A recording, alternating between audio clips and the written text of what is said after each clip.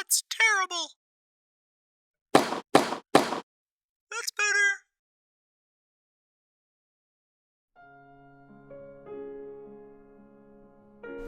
I never thought that I was the problem. Whenever people questioned me, I always thought that they were being sensitive.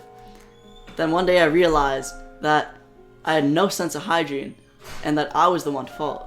At first, people were nice. They'd pull me aside and talk to me about my hygiene issues, but then after a certain period of time, they just stopped being nice. People who sat next to me in class stopped being rational. I remember this one guy, Alex, who was particularly vocal about my hygiene situation. All I'd ever been taught to do in these situations was run to a teacher, but that wasn't gonna fix it. I had to fix myself. At the time, I never really knew what kind of effect these things were having on me. You know, I didn't even know when I started to smoke. I just knew that I was hooked. Pack a day. You know, I kind of made a game out of it. Sure, my clothes stunk. I was coughing all the time, but he didn't really care.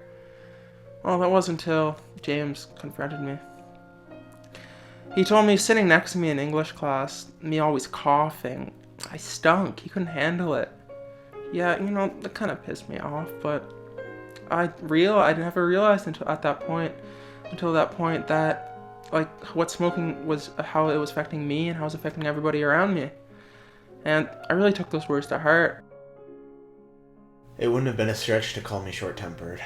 I constantly fought as a child, and there was no rhyme or reason to it. It's just all that I'd ever been taught was to fight for what you wanted. And I never talked it out with anyone. I just was very aggressive, and it wasn't the best way to grow up. And the first guy I met who was bigger than me, his name was Dimitri, and he taught me a valuable lesson. I always wanted to be top dog, but I couldn't fight him because he was bigger than me. So he came up to me one day and I was expecting a fight.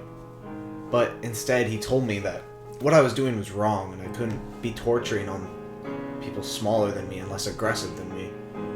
And with the backing of Dimitri, all the kids who had tortured and bullied before, they started ridiculing me, and for the first time ever, I wasn't in power, and I realized that I had to fix it, but it wasn't their fault.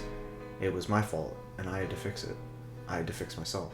The topic which is ripe for discussion in the modern period is the question of bullying. Specifically in this video, we will target the issues that arise when the school board institutes the zero tolerance policy. The zero tolerance policy is a way to limit negative social contact between high school students. But bullying is a very general term, and putting a zero tolerance policy on all of bullying can be negative and have disastrous results. Under bullying, we have constructive criticism, which is an extremely important tool for high school students in this developmental period. Under the zero tolerance policy, children are taught that whenever their differences are questioned, they should run for the nearest authority figure. Under the proposed policy, which we talked about in this video, we will see these insulting periods as learning periods. Our solution is to institute a new policy to replace the zero tolerance policy. Under this policy, we will teach children how to process and analyze bullying in their grade 9 physical education class, which is compulsory for all new grade 9 students. Under the new policy of teaching children how to process bullying, children will be able to realize whether bullying is insulting or constructing to their mental being. The ability for peers to teach and fix each other's and their own mistakes is known as synchronization and will replace the zero tolerance policy. Synchronization helps to keep bad habits bad and good habits good in high school. The synchronization policy was proven to work by Pavlov and Watson. Pavlov proved that a stimuli could be linked to an experience. As every time he presented food to a dog, he rang a bell, and after time, the dog came to expect the food every time he heard the bell. Watson furthered his theory, and every time a child reached for a mouse, he clapped. Eventually, the child learned not to reach out for the mouse, as he would expect the clapping. This ability for humans to learn to avoid threatening situations and the mistakes that cause them is evolutionary. It dates back to a time where we needed to remember the actions that got us into threatening situations.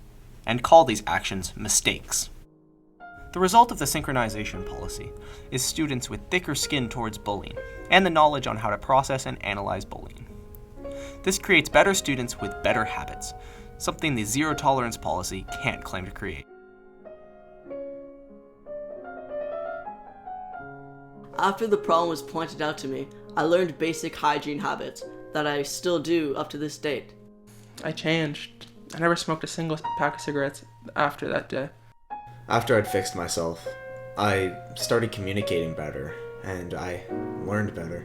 And with more knowledge on how to communicate and how to interact with other people, I was no longer a menace to my classmates and my peers. I was a friend.